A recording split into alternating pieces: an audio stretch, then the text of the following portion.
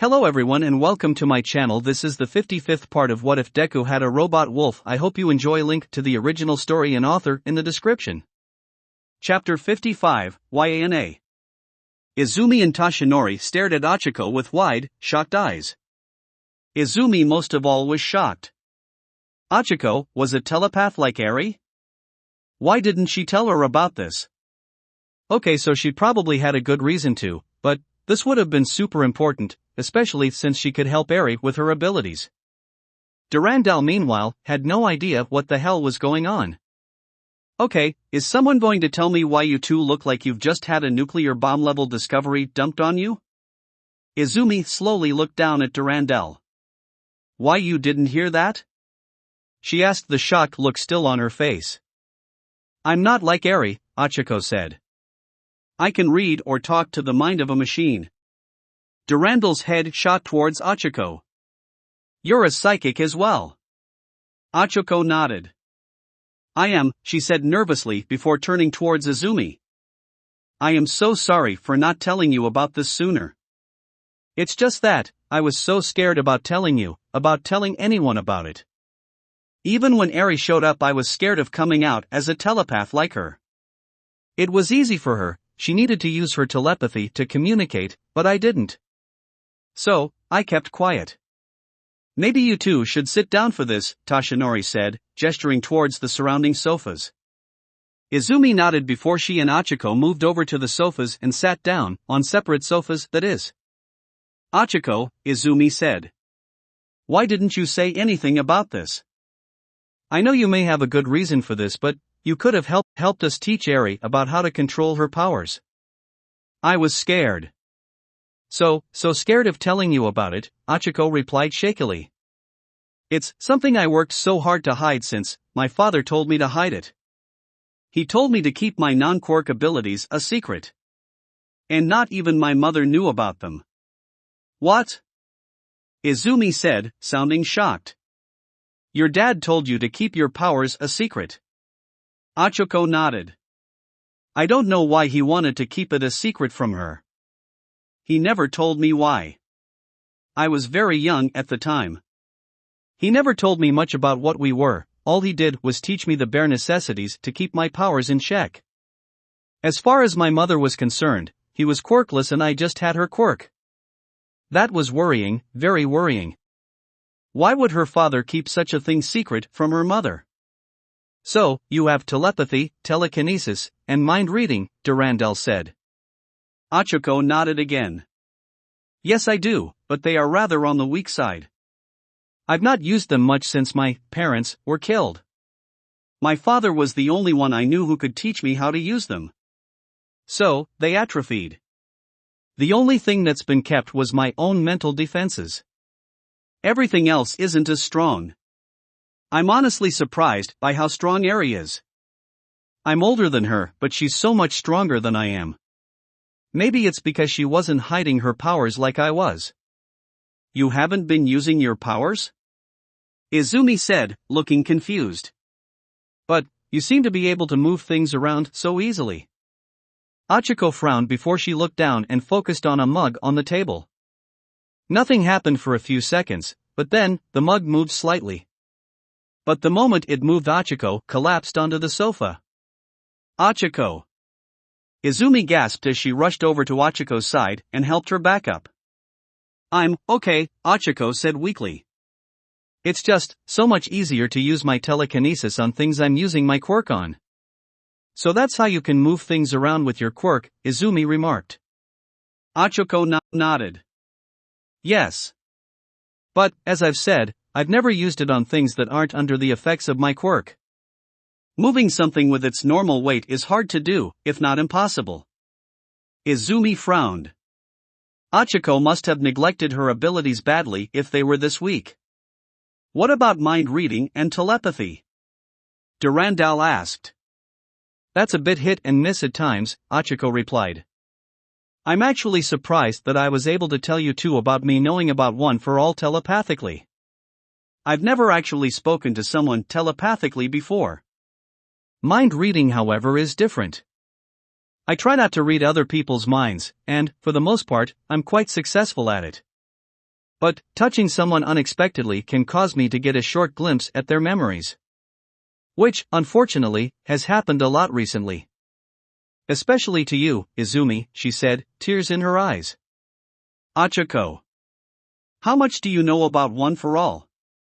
Izumi asked, realizing where Achiko was going with this. How much do you know about me? Achiko frowned. Everything. I know everything you know, seen everything you've seen. I'm sorry, Izumi. I tried so hard so that I wouldn't read your mind by accident. But it wasn't easy, especially when I first met you. I've never been so close to someone else before, so it was difficult to stop myself from accidentally reading your mind, she cried. I wanted to keep my distance from you, but, after seeing what you went through, I wanted to protect you. To keep you safe so that you would never feel that way again.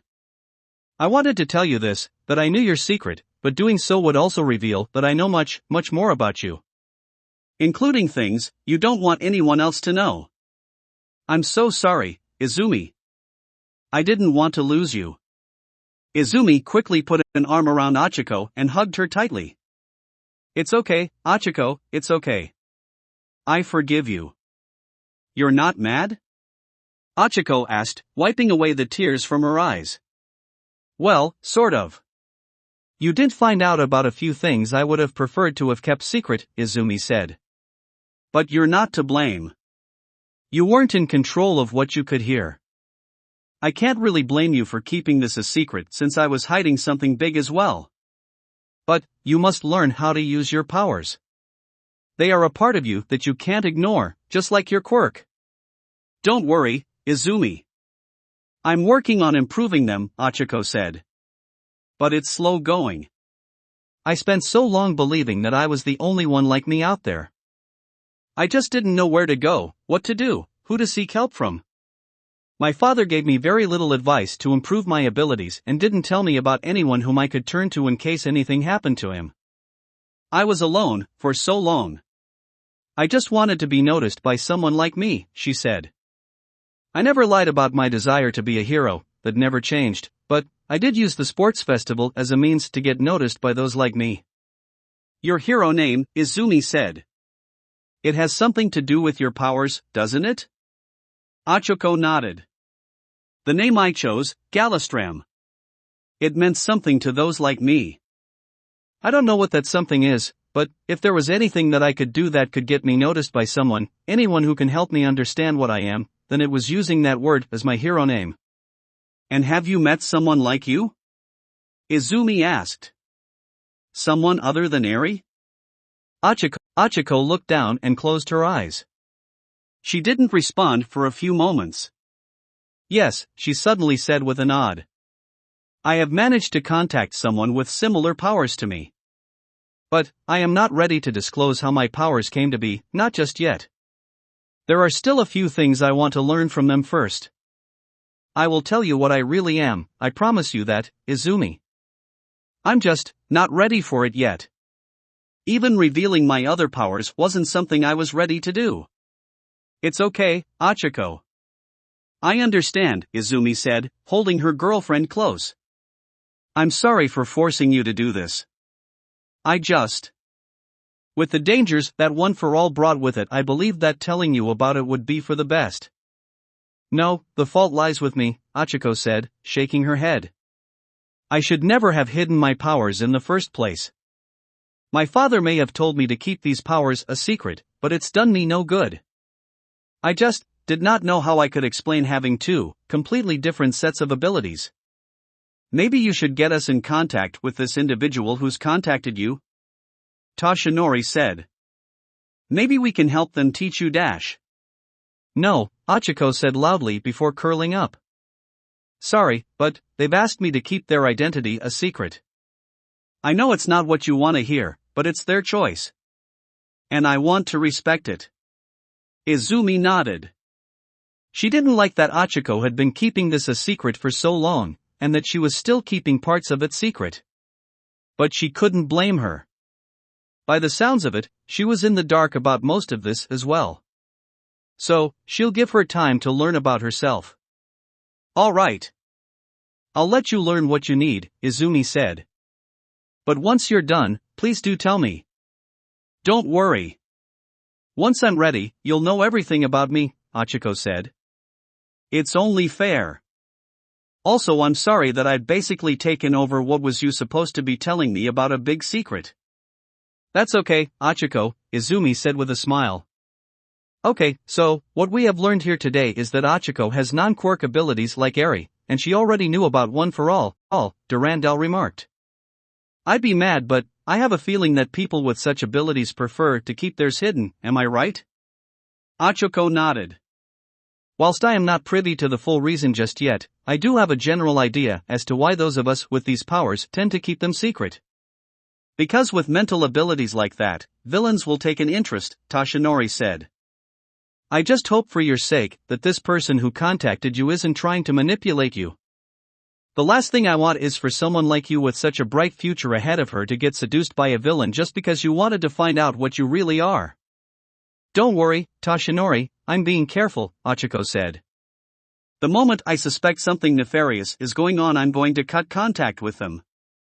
That's good to hear, Toshinori said with a smile. I suggest you two head back to the dorm. With young Hachiko already knowing about One for All, there's not much of a reason for you two to be here. Plus, I believe that this is a conversation you two should have in private. Are you sure? Izumi asked. Toshinori nodded. I'm sure. This feels like a more personal matter and not something an old man like me should be getting involved in. Whilst you finding out about One for All without us knowing is a bit worrying, I am willing to give you the benefit of the doubt. Izumi trusts you, so I will trust you as well. Just, do be careful, young Hachiko. Don't worry, I'll be safe, Hachiko said with a nod. I'll see you later then, Toshinori, Izumi said as she and Hachiko stood up. Durandal moved to join them before they left the room. Do not worry, young Hachiko. Despite knowing what you truly are, I will not reveal your secret. Not until you are ready to reveal it yourself, Toshinori thought. It is unfortunate that I can't help you with this, but this is best done by your own kind. The walk back was mostly quiet and tense. Izumi could tell that Hachiko was worried. She just revealed a big secret. It wasn't as big as One for All, but it was big to her and personal. Very personal. She needed to do something to help calm her down, but she didn't know what to do. She went into this panicking because she was about to tell her girlfriend about One for All, and came out of it having found out that Hachiko had psychic powers like Ares and already knew about One for All. And everything else that had happened to her. The guilt Hachiko must have been feeling, knowing all those secrets about her, and not just her. She probably knew a lot about their classmates, maybe even the other members of the Snuggle Squad. All that guilt building up with no way to vent it. This entire ordeal was probably so hard on her because of it. They returned to the dorm after a quiet and uneventful walk. Well, there was one small thing of note. Welder and Jack Mantis, two students from Class 1B, crawled across the ground to the changing room. When asked why, they said the librarian fucked them up. Guess they damaged her books too many times and the woman decided to really teach them a lesson. Izumi almost forgot that 1B were doing their practicals today. When they got back to the dorm, the three of them quietly headed to Hachiko's room. There weren't many of their classmates down, most of them were probably in their rooms. So there wasn't anyone to disturb them or get in the way. Hachiko kept glancing over to Izumi, worried about what she was going to say to her once they got to her room. She may know that Izumi was a very forgiving person, but, even still, despite all the reassurance she has given so far, she didn't know if she could forgive her for what she had done. She had, accidentally mind you, violated Izumi's privacy several times. Could she really be forgiven for that? Soon they arrived at Hachiko's room and walked inside. Hachiko closed the door behind them. Izumi, she said before Izumi curled an arm around her neck and pulled her in for a kiss. Hachiko let out a yelp. Izumi never did this. Well, she did kiss her from time to time, but she rarely initiated a kiss. It was always Hachiko who initiated them. If Izumi was initiating a kiss, it meant something. Izumi slowly dragged her over to the bed and pulled her onto it, still kissing her. A few moments later she broke off the kiss. I love you, Achiko. Nothing can change that. Yes, it hurts that you kept your other abilities a secret, and found out about one for all by looking into my mind. But I understand why you kept them secret, and you never told anyone what you learned. Thank you. Just, please, once you find out what you are, do tell me. I want to help you, Achiko, but I can't do that until you tell me everything. I know, Izumi, Achiko said with a slight smile. And I will tell you everything. Once I'm sure I've got all the basics down. But, why are you forgiving me like this? I found out almost everything about you. One for all, your time at Aldera. Your suicide attempt. So why? Why forgive me? I violated your trust, your privacy, and your mind. You shouldn't be forgiving me so easily. I can't hate you, Achiko. I never can, Izumi replied with a smile. You've been there for me so many times that it's impossible for me to hate you. Yes, it hurts that you found things out about me without my knowing or permission, but you never told anyone else about them or used what you knew against me. I'm just glad that you decided to give me, a useless Deku, a chance. Don't say that, Achiko said. You are not a Deku, Izumi. You're the 9th inheritor of One for All. You will become something so much greater than I could ever be. Don't sell yourself short. Izumi smiled, holding Achiko close. Thank you. The two lay there in silence, snuggled up to each other. Achiko's prior worry all but disappeared. Izumi wasn't mad. Hurt, yes, but not mad. What about the others? The rest of the Snuggle Squad, Izumi asked after a few moments. You would have looked into their minds as well. They will need to know about this as well. I know, Achiko said. And I will tell them. After I tell you what I am. I'm not ready to tell them all about it, not yet. But one day, all of you will know. Izumi nodded before she leaned in and kissed her once more. Breaking off a few moments later and laying back on the bed. They just lay there, for a bit, listening to each other's breathing. Izumi had been hurt by Achiko's actions, but she was too close to her to afford to lose her. She couldn't lose her, not after everything they'd been through. She cared too much about her. Izumi. She wanted to be close to Achiko, to be with her. Izumi. She just didn't want to lose her. She wouldn't, let her go. Izumi. Yes. Izumi said as she turned to look at Achiko, and went supernova. There was Achiko, floating in the air wrapped up in some kind of black tendrils. Tendrils that were coming out of Izumi's left hand. What is this? Achiko asked, a slight blush on her face. Izumi blushed heavily. Where the hell did those tendrils come from, and why were they wrapped around Achiko? She didn't want to be here or be doing whatever the hell this was. Why does she have tendrils? Did one of the previous uses have a tentacle quirk? This was so embarrassing.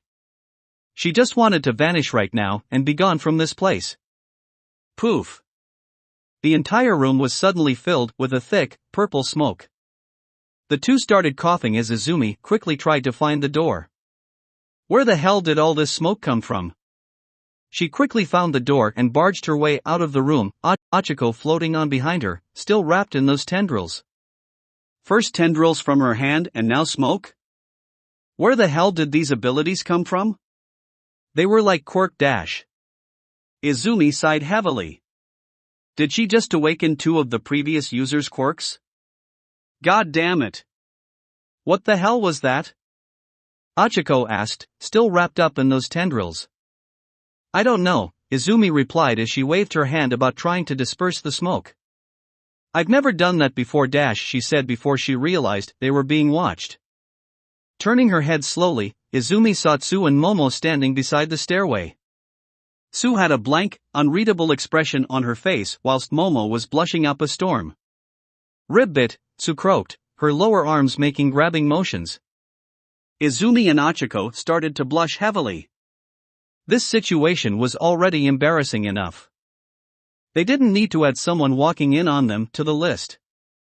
Durandal, still in the smoke-filled room, used this as an opportunity to discreetly activate the quirk emulator and erase Izumi's quirk. The tendrils wrapped around Achiko vanished, allowing the girl to fall safely onto the ground. "Please don't tell anyone about this," Izumi said in a panic, not wishing for this incident to become public knowledge.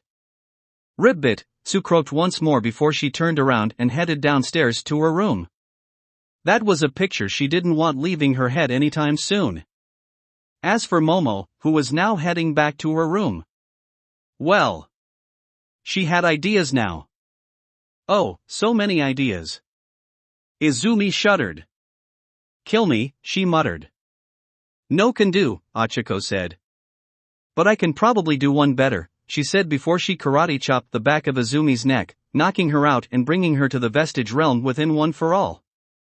As much as Izumi wanted to be mad about this, she could probably see why she did it. 1. Payback for whatever that tendril nonsense was, and 2. So she could speak to the vestiges to figure out what just happened. She opened her eyes, finding herself once more in a dark space, her body covered in a black mist. More of her body was revealed, but her mouth and legs were still covered. Before her stood the second user, Hikage, and 2 others. One was a fairly short man with short, dark hair and gray, narrow eyes. He wore a large red jacket with numerous straps and buttons, with a high collar. Dark, fairly baggy pants and large white hiking boots. The other was a large, muscular man with a wide build. There was very little hair on his head, with only a very short beard. He wore a dark leather jacket that was open, matching pants and boots, golden stylish goggles, and a bandolier. The large man was currently laughing his arse off, whilst the other 3 just glared at him. Izumi quickly joined them. She had a feeling which quirk she just unlocked belonged to him. The man continued to laugh. "I can't." "Did you really want to hug her that badly?" He laughed, struggling to make a cohesive sentence. "Daigoro, please," Hikage said, sounding annoyed. The large man, Daigoro, held up a finger. "1 second," he said, before breaking down into even louder laughter. The second user just sighed before he and the other 2 started to slap the 4th guy, shutting him up. "I am so sorry about that, 9th, the short man said. "Today was rather stressful for you, what with your earlier discovery that there's more to your girlfriend than meets the eye. Having 2 additional quirks unlocked afterwards is probably not something you want to be dealing with today." Izumi would have nodded, but she couldn't really move her head, so she just blinked. "Yeah, I could really do without all this. I just want to relax." Well, sadly you can't," the short man said. "Hero work and all that. It's sadly never done. I'm in, by the way. The 6th user of One for All. My quirk is called Smokescreen. You've already seen what it can do. Smokescreen, eh? That'll come in handy for providing cover and concealing one's movements. And I am Daigoro Banjo, the 5th user. I went by the hero name Lariat back in my day, Daigoro said. Those tendrils you used were mine. I call it Black Whip. Useful for moving around like Spider-Man, restraining villains, and dash. If you say what I think you're about to say, I'm going to find a way to throw you out of here, the second user said, looking annoyed. Izumi sighed. I'm sorry, but I already know what he was going to say. Plus he did say he had used Black Whip during sex. The second user glared at her like a disappointed father. Anyway, N said, changing the subject. Sorry about this, but it looks like you've got a lot more on your plate to worry about now. So, thanks to your girlfriend knocking you out, we can offer you some help in controlling your new quirks, he said. Smokescreen is a simple quirk to use. You shouldn't have much difficulty in using it. Just be careful how much you release, too much smoke can backfire on you. Plus it has no offensive capability, so don't expect to make an ultimate move out of it. Black Whip's going to be the one you're going to struggle with, Daigoro added. It's linked to the user's emotions. If you're not fully in control of them, then you won't be in full control of Black Whip.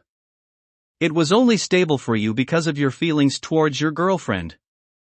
You wanted her to be close and never to leave your side, but you didn't want to hurt her either. If it was a more stressful situation, it'd probably be going berserk. Izumi gave them a thumbs up.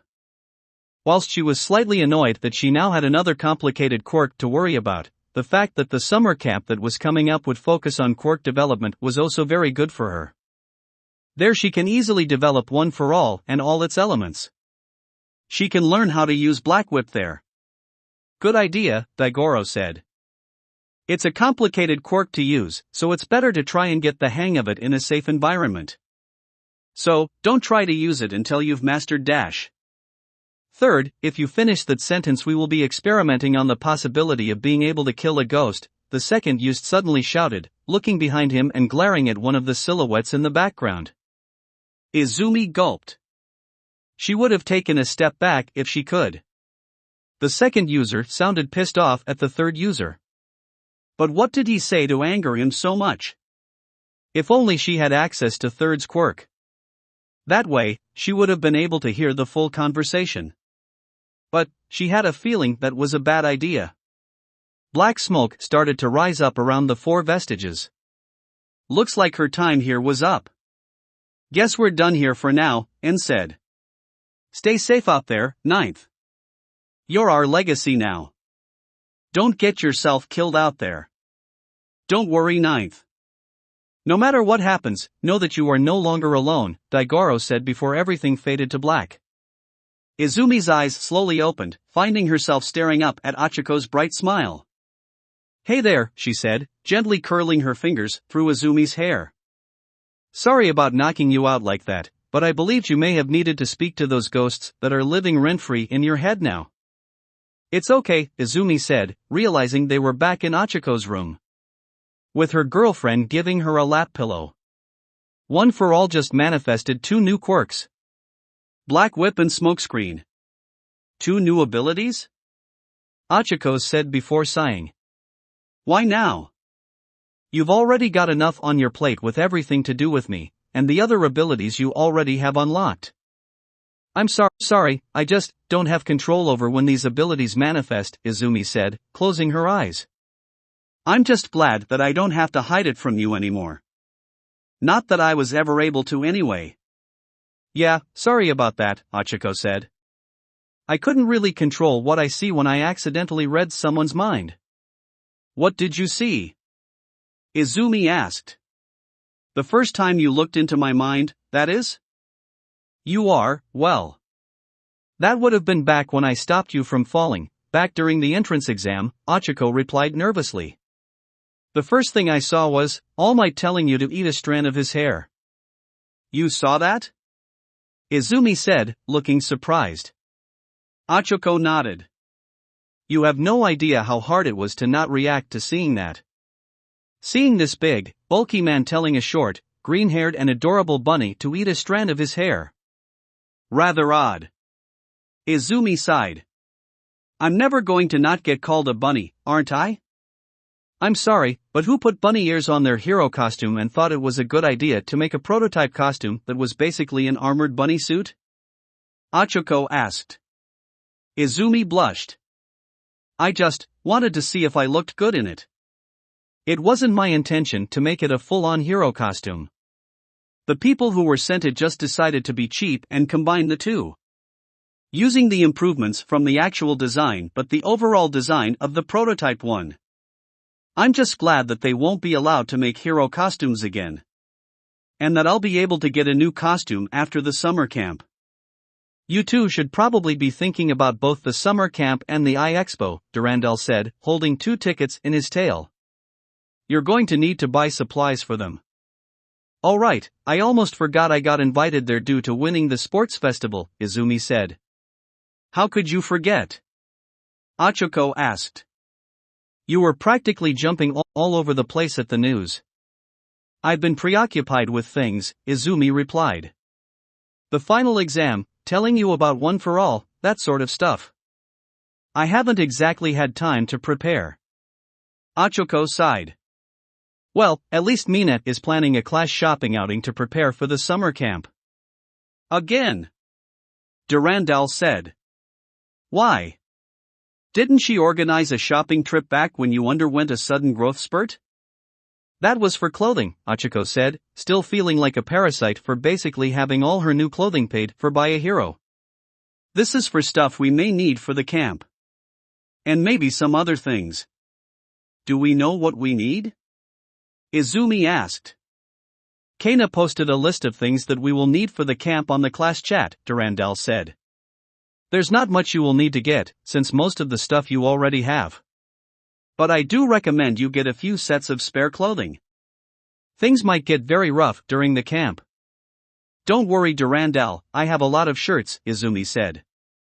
They're all joke shirts with random stuff written on them such as suit, shirt, sports bra, smart shirt, tank top, swimsuit, and 100 other things, Durandal said. He has a point, Izumi, Achiko said. Your fashion sense is terrible. Mine at least has the excuse of being someone with not much money and can only buy second-hand clothing. Izumi pouted. Betrayed by my own girlfriend. Well, maybe you should go buy some proper clothing, Achiko said. Fine, Izumi pouted. As long as you let me buy you a few things. Achiko sighed. I walked straight into that one. Yes, you did, Izumi said with a smile as she got herself comfortable. Achiko smirked before she booped Izumi's nose. One of these days I'm going to spoil you rotten. Izumi smiled back as she closed her eyes. Today may have been an utterly chaotic roller coaster ride that, at times, almost felt like she was going to get flung off. But in the end, everything settled down. She was just glad she hadn't lost Achiko along the way. Katsuki sighed as he watched Toguru and Yosetsu crawl slowly across the floor into the dorm. What have we learned today? Don't damage the librarian's books in any way, shape, or form, his two friends replied, still crawling on the floor. Katsuki sighed, again. He warned them about messing about with the books from the library. But no, they didn't listen. Which, predictably, ended up with them welding a large pile of books together, which was later cut up as they tried to unweld them. He knew the librarian would find out about it, and she did. They had no one other than themselves to blame for the librarian challenging them during their final exam and beating the snot out of them. At least his exam wasn't as difficult. That was a lie, by the way. His exam was extremely difficult and totally not fun, as Cammy had said it was. He and Cammy, no idea why they were partnered up, were up against Blossom. And oh boy, she was not fun to fight. He was pretty sure he didn't land a single blow on the woman, they couldn't get close. She just kept warping all over the place with that cherry blossom of hers. And don't get started on how fucking sharp the bloody things were. It was a fucking miracle that they were able to escape.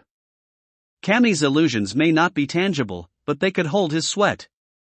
So, they made several of them explosive. He was unsure how that worked, but he wasn't going to question it. If it worked, it worked. And against someone like Blossom, he'll take whatever he can get. Apart from Toguru and Yosetsu, the only other two who failed were Hiryu and Senator because those two were up against Midnight. Everyone else passed. Speaking of Cammy, she's been a little bit more upbeat as of late. Hopefully, that meant she was recovering from the bomb he dropped on the Baku squad. He couldn't really blame her for her reaction.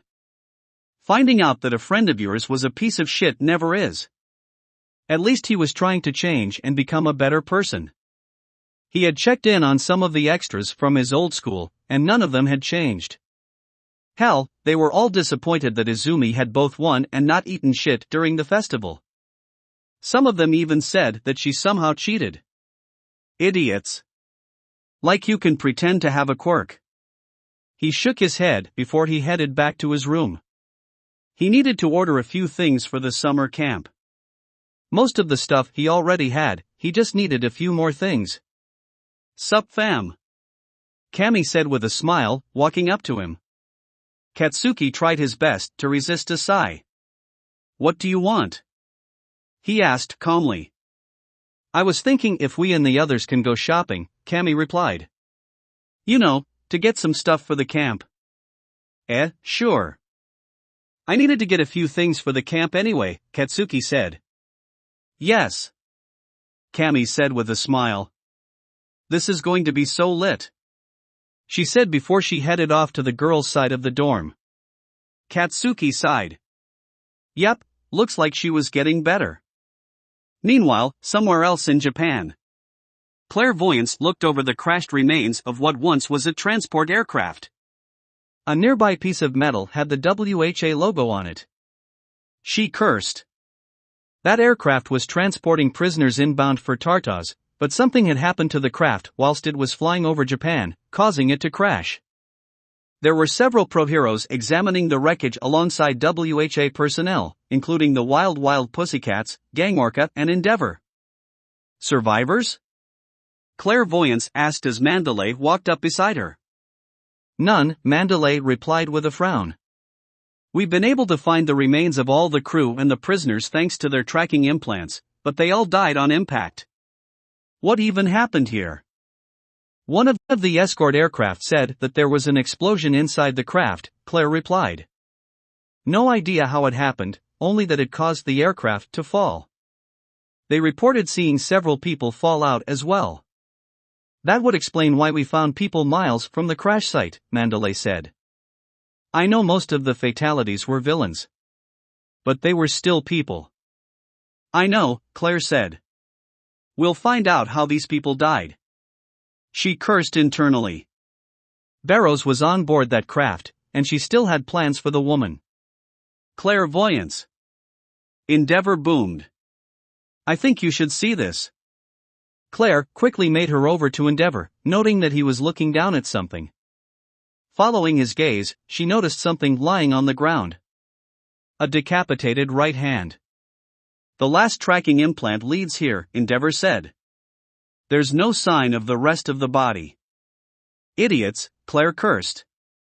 We're not supposed to put tracking implants inside someone's hands. They are meant to be put in the chest. Whose implant is this supposed to be? Barrows, Endeavor replied, looking at the tracker he was holding. It's odd. The hand looks like it was cut off. Cleanly too. This didn't happen during the crash. She must have cut off her own hand during the crash. She did what? Claire said, looking surprised. Why would she do that? How was she even able to get out of her cell? Then it clicked. Barrows' holding cell on board the aircraft was close to where the explosion was. If she was careful, she could have gotten out of her cell. Probably the only one who could have. There were also parachutes in the prison bay, meant for the guards, meaning she could have taken one and escaped. In all the confusion, no one would have known or seen her jump out. But why would she cut her own arm off? Did she know that the tracking implant was inside her right hand? If she did, how could she know that? She would have been sedated when that was implanted. She shouldn't have known where the implant was. Claire frowned. Barrows was alive. Where she was she could not say, but she was out there, somewhere. Meanwhile, far, far away from the crash site, Barrows was slowly making her way towards a city. She didn't know which city it was and didn't care. Once she was there she could get some new clothing. She stood out too much in this prison garb.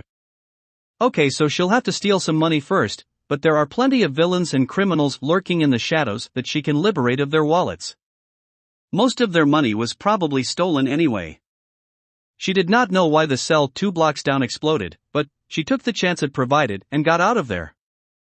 The loss of her right hand was a tragic but necessary loss. She needed to get rid of that tracker they put in her. At least it wasn't her left. She needed that one for her quirk. Anyway, once she had money and clothing sorted out, she could then focus on her real objective. Hummerize was sadly a lost cause. Even if she could kill the last usurper, Hummerize was gone. And the heroes were a no-go. So, there was only one other group she could go to. The only group she knew of that could tell her what the hell was going on. The Dreadnoughts. That will be it for this part. I hope everyone enjoyed. If you did, please leave a like and comment if you want part 56. If you want to hear more from me, subscribe. I hope to see you all in the next one.